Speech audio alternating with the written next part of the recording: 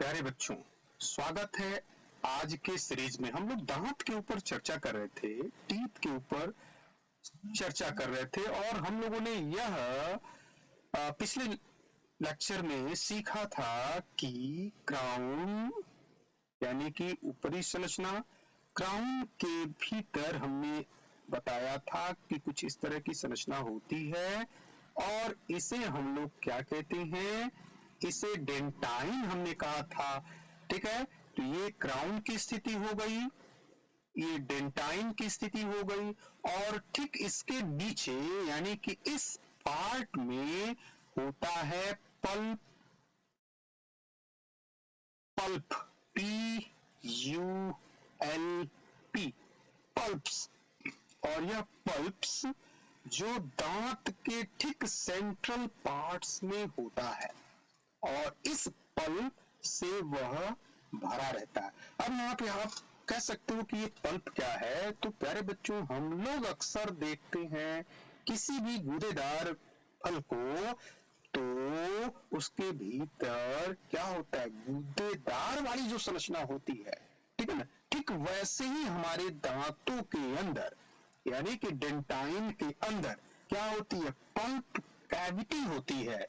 मतलब ये वाली संरचना पल्प कैविटी होती है और इसी पल्प कैविटी के अंदर फीड होता है पल्प। अब यहाँ प्रश्न उठता है कि यह पल्प करता क्या है, पल्प के अंदर है क्या चीज, तो बहुत सारी इंपॉर्टेंट संरचना इसके अंदर निहित होती है।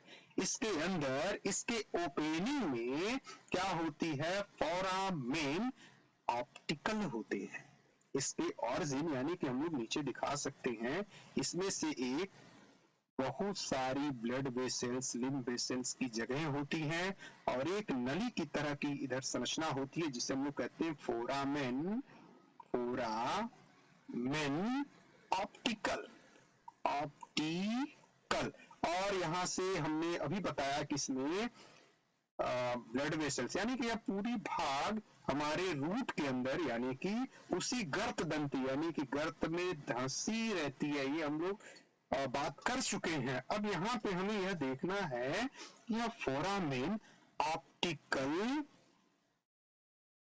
क्या करता है, यानी कि यह एक रास्ता देता है। और यह कैसा रास्ता देता है, तो यहां से blood vessels, blood vessels, lymph, lymph vessels,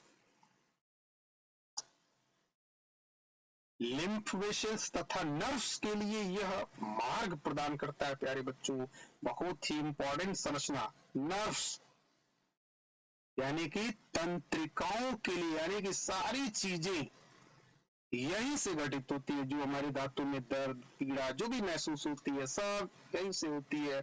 जो ब्लड वगैरह हमारे क्रम से यानी कि मसूड़ों में आते हैं, दिखते हैं, वो सब के सब यहीं से हमें दिखते हैं। ठीक है प्यारे बच्चों, अब यहाँ पे हम लोग इसके अंदर एक और संरचना को देखते हैं जिसे हम लोग टोन्स फाइबर भी कहते हैं। टोन्स फाइबर, ये काफी बड़े छोटे एग्जामिनेशन में इसे पूछ चुका है।